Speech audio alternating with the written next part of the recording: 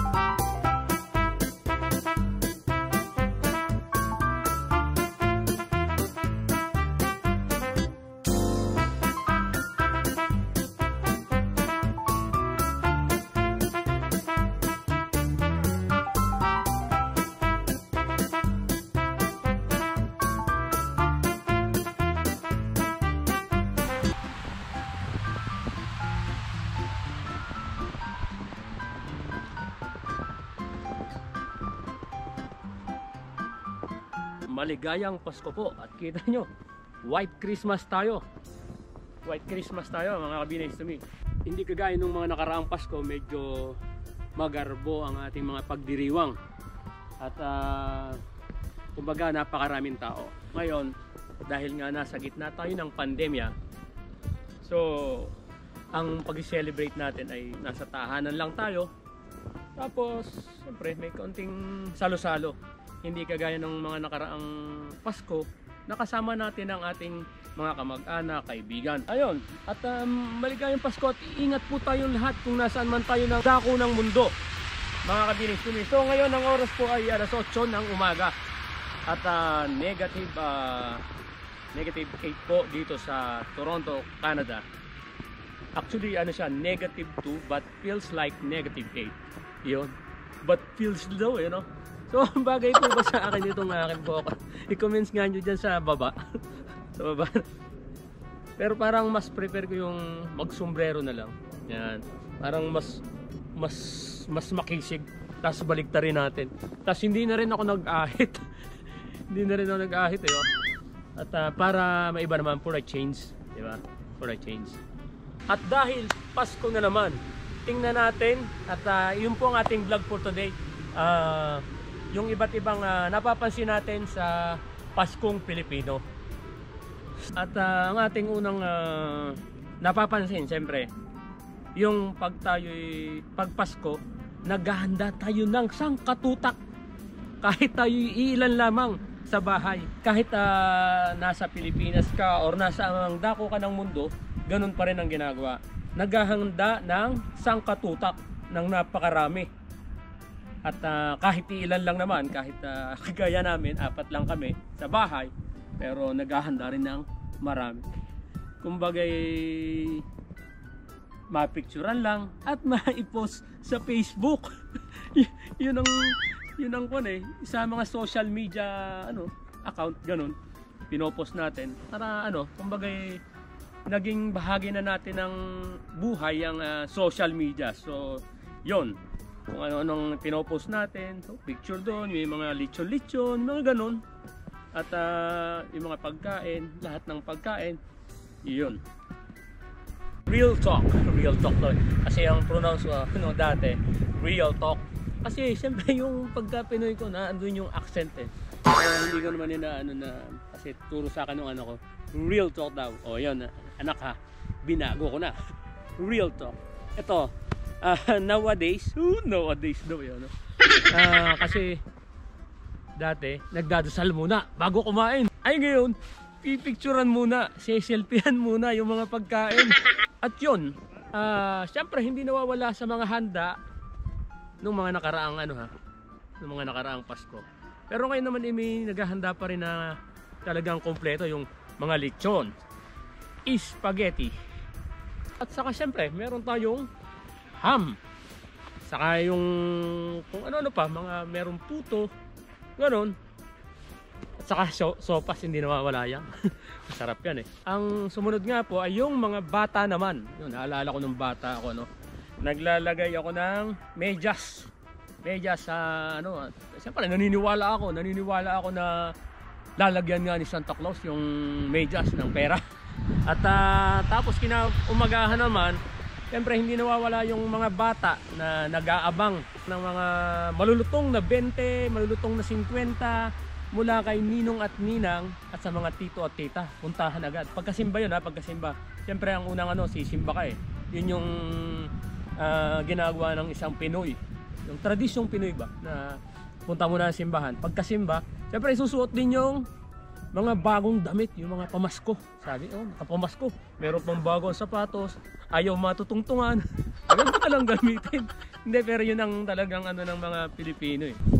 At syempre, ay hindi nawawala ang mga alak, mga wine na para kay na tito at tita at sa mga tropa ng iyong mga tatay. Syempre, pagkatapos ng kainan, may kaunting inuman. Sama-sama lahat doon, lahat ng yun bang ano, yung family reunion. So sama-sama, halo-halo na doon. So may kaunting inuman. Yun. Ay kinabukasan. Anong mangyayari kinabukasan doon sa mga pagkain? Iinitin. At syempre pupulutanin na naman ng mga magkakabarkada. Tapos yung iba ay kakainin din naman, gawing ulam kasi napadami yung handa. Ito pa nakakatuwa, ano? Ito nakakatuwa.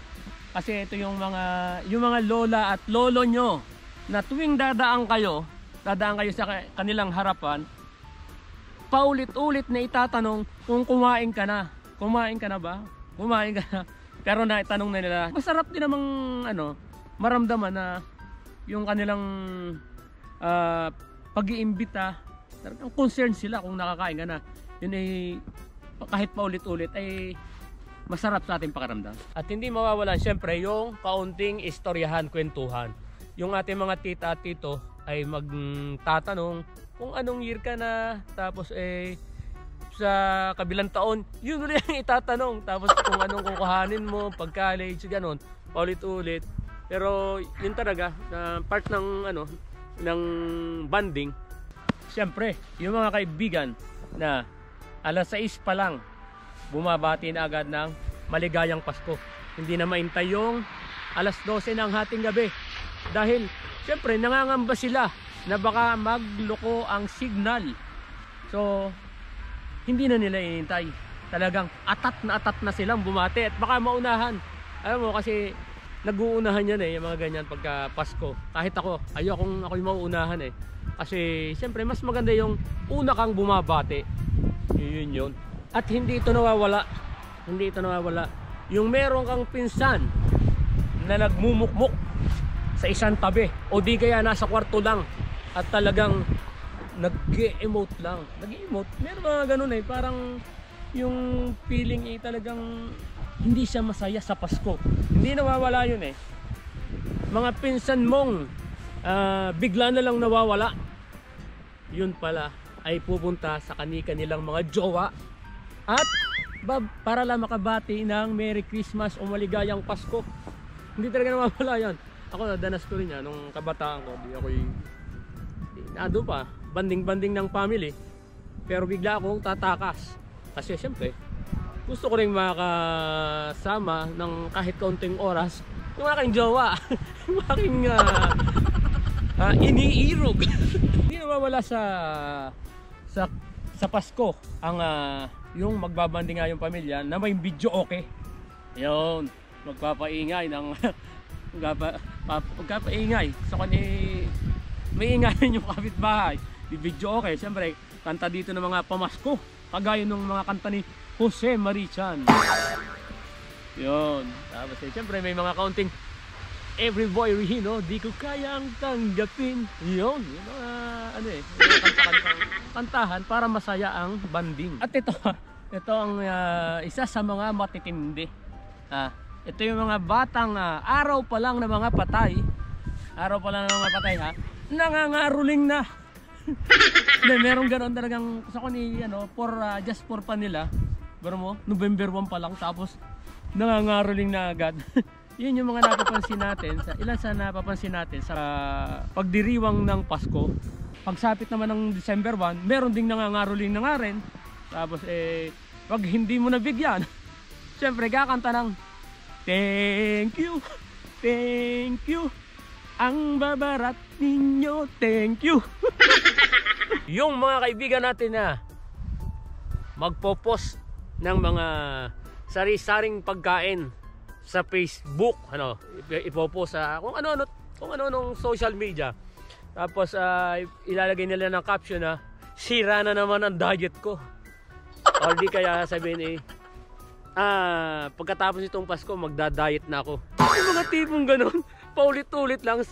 Tapos yung regular days naman, yung pangkaraniwang araw, yung pa rin naman ang ginagawa nila.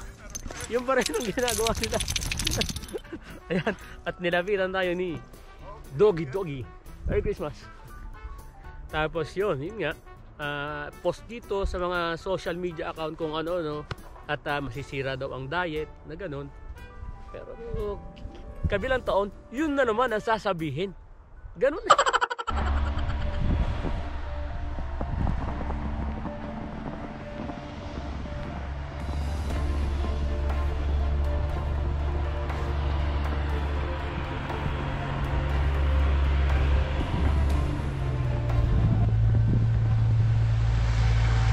At kung ano man ang napapansin nating katatawanan o kalokohan pagdiriwang ng Pasko, ay dun tayo nagiging masaya dahil yun tayong mga Pinoy.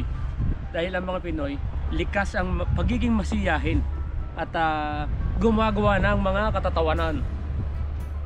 At yun, kagaya nga na nasabi ko, December 25 ngayon at yun nga, alas 8:30 na ng umaga.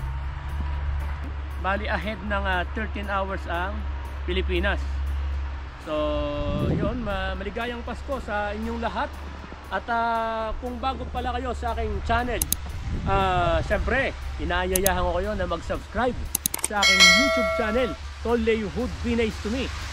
Sa mga hindi pa nag-subscribe dyan, ano pang hinihintay nyo? Mag-subscribe na kayo kasi yung katabi nyo nakasubscribe na yan nung isang araw pa. Kukunin ko na rin ang pagkakataong ito para magpasalamat sa lahat ng nag-subscribe sa aking YouTube channel. Alam nyo masaya ko at patuloy ang pagsuporta nyo sa akin. Kayo yung nagbibigay ng lakas ng loob sa akin. Masarap sa pakiramdam na sinusuportahan ka ng mga at nadadagdagan, mas lalong nadadagdagan ang mga kaibigan. Siyempre yan, i-add nyo ako sa Facebook or may page din ako. So ini-invite ko rin kayo sa aking page at meron din akong Instagram andyan Tapos mag-comment nga pala kayo sa baba ng video ito at para sa susunod na vlog ko ay malay nyo may maisuggest kayo sa akin na pwede kong gawin at siyempre ibablog ko. Muli po, maligayang Pasko sa inyong lahat at manigong bagong taon. At ingat po tayong lahat at dasalang po tayo at alam naman natin na lahat ng mga pagsubok na ibinigay sa atin ng Panginoon ay malalampasan natin.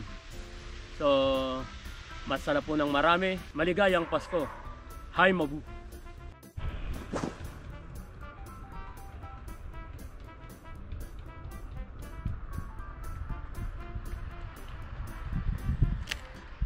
Hanggang sa muli. Ito po si Tol Leo Hood. Hi Mabu. Be nice to me.